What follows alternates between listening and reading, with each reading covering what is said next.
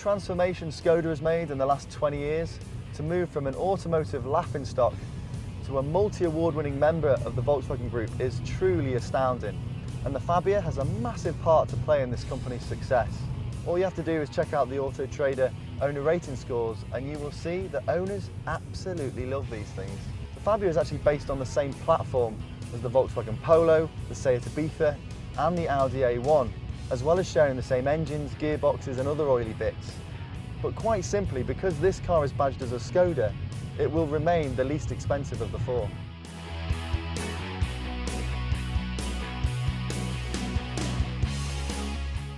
A set of alloy wheels and a white roof may help jazz up the exterior design, but the Fabia still isn't that stylish a super mini, especially when parked alongside a Seat Ibiza or Ford Fiesta. That said, it does appeal in a boxy, straight-thinking kind of way, and boxy is important when you're trying to create a deeply practical little car. The boot, for example, is deep, square and wide. You still get a space-saver spare tyre and a fixed luggage rack to prevent your shopping from moving about. What's more, those rear seats fold nearly flat, but if that still isn't enough cargo space, you should check out the Skoda Fabia estate. If quick and easy access to rear seats is high on your wish list, then you'll be pleased to hear that only 5-door versions of the Fabia are available, and at a push, there's space back there for 3. Up front, it's very easy to get comfortable. The steering is adjustable for both rake and reach, and you can alter the height of the driver's seat. There's also lots of practical considerations in here too, like this very handy double glove box, decent cup holders, and massive door bins. In fact, the only niggles in here are the fact that the cabin can feel a little bit dark and gloomy.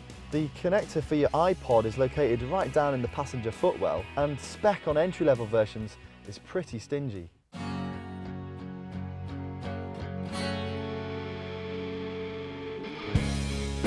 All Fabias are very easy to drive in town, with this near perfect driving position, light controls, and because of the upright stance of the car, visibility is excellent, so it gives drivers a lot of confidence when they're pulling out of junctions or even wanting to park up. There's a broad selection of engines, starting with a 3-cylinder petrol engine, which to be honest is a little bit gruff and requires quite a lot of work, but then the range encompasses everything from super efficient diesel-powered green line versions right up to this range-topping VRS hot hatch.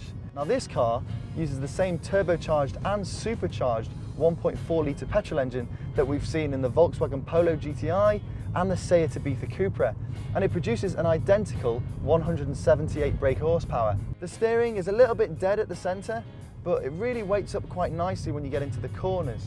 And the turning is also very, very crisp and eager, probably helped by that electronic front differential, and that ensures that the front wheels are getting the best possible traction. You also get this 7-speed DSG gearbox, which, as well as having these very accurate paddle shifters, having those extra ratios also improves your fuel consumption substantially. But overall, I wouldn't say this car has the same sort of driving finesse and communication that you'd get from a Ford Fiesta, but it's still a really pleasing car to drive. The Skoda Fabia is a solid, dependable and spacious super mini.